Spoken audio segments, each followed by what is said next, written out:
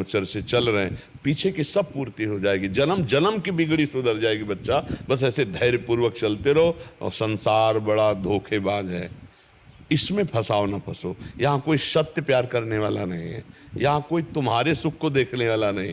तुमसे सुख मिल रहा है और तुमसे बढ़कर कल इनसे सुख मिलने लगेगा तो तुम्हें देखेंगे भी नहीं, समझ रहे हो। और कल जब इनसे बढ़कर कोई सुख मिल जाएगा तो इनको भी धक्का दे देंगे। ये है संसार का प्यार, ये है संसार का नियम।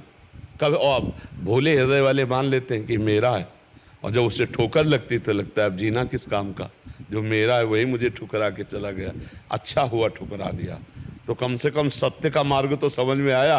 अगर ना ठुकराता है तो उसी असत्य में प्यार मानकर हमारा जीवन फंसा रहता। बड़ी कृपा भगवान ने की, क्योंकि धोखा मिलने से सत्य मार्ग तो मिल गया। जब चिंतामणि वैश्या ने बिल्व मंगल को धक्का लगवा के निकलवा दिया, क्योंकि अब कुछ पास था नहीं, तब उनको जब कोई रास्ता नहीं रहता तब एक रास्ता रहता है भगवान का। तब उन्होंने भगवान का आश्रय लिया और आगे चलकर बहुत बड़े महापुरुष हुए। बिल्व मंगलाचार्य जी कहा गया उनको। जहाँ वैश्यागामी वहाँ बिल्व मंगलाचार्य कहा गया। और भगवान श्री कृष्ण का साक्षात्कार किया और अद्भुत लीलाओं का गायन किया। तो आप भी भगवान के अंश हैं, कोई कमी थोड़ी। खूब अच्छे से चलो, ठीक है महाराज जी। मैं ठीक है महाराज जी, मैं श्री जी को पाना चाहता हूँ, क्या ये संभव है? मैं बिल्कुल, अगर संभव न होता तो श्री जी। ऐसा कभी कभी लगता है कि मैंने तो अवसर तो गंवा दिया, मतलब बहुत गलत। नहीं नहीं नहीं नहीं नहीं, बिल्कुल मत। पीछे ना ना ना, पीछे की छोड़ो, पीछे की छोड़ो, आगे की देखो।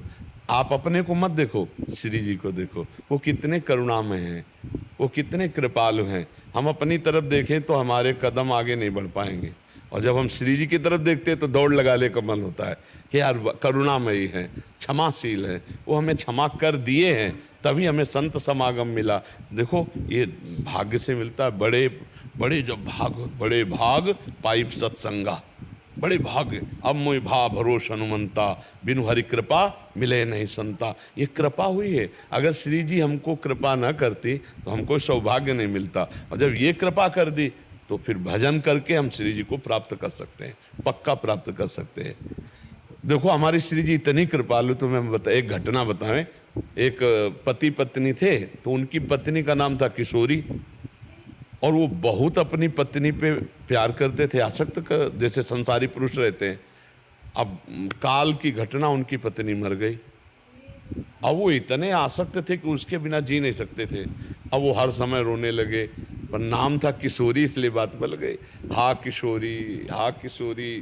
तो एक दिन बरसाने कोई उनके एरिया के आ रहे होंगे, तो ऐसे ही दिमाग में कुछ सुधी नहीं, उन्हीं के साथ बरसाने आ गए। तो रात्रि में गहवर वन के पहाड़ में, वो एकांत में प्रेमी का हृदय विकल होता है, तो अपनी पत्नी की याद करके रो रहे थे, किशोरी, हा किशोरी।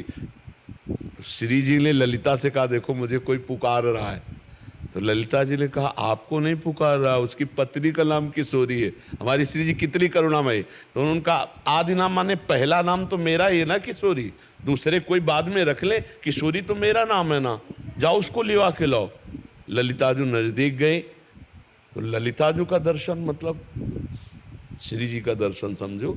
जे ही ललिताजू को देखा सारे पाप नष्ट हो गए, दिव्य उसके अंदर नेत्र खुल गए प्रेम के। और ललिता जी ने कहा चल तुझे श्री जी बुला रहे हैं। और जे श्री जी को देखा तो अब असली किशोरी को देखा। नकली शरीर के लिए लोग अब तो खत्म। वही बहुत बड़े महात्मा हुए, क्या नाम उनका? अली किशोरी। अली किशोरी जी, बहुत बड़े संत हुए अली किशोरी जी। तो समझ पा रहे हो, पत्नी में आसक्त और बहुत बड़े महात्मा अली किशोरी जी हुए। तो तुम तो अभी बच्चे हो, खूब भजन करो, श्री जी क्यों नहीं मिल जाएंगी। कभी कभी जैसे गुरु जी ना कि ये मेरे अंदर ऐसी भावना आती है कि मैं श्री जी को प्राप्त करूंगा, मैं श्री जी तक पहुंचूंगा। तो ऐसे मन में अंदर आता है ना कि तू करेगा, तू तो इतना हाँ, तो उसी समय उत्तर, तो उसी समय उत्तर दो कि हूं तो उन्हीं का अंश जी, यही है भरोसा। वो, हाँ उन्हीं का अंश हूँ, मैं क्यों नहीं श्री जी को प्राप्त कर सकता। श्री जी बहुत करुणा। ऐ मन तेरी बात मैं नहीं मानता, तूने तो सदा सलाह देकर मुझे नीचे गिराया है, अब मैं संतों की सलाह से तेरी बात को काट करके मैं आगे बढ़ूंगा। तभी मन को अधीन करके भगवत प्राप्ति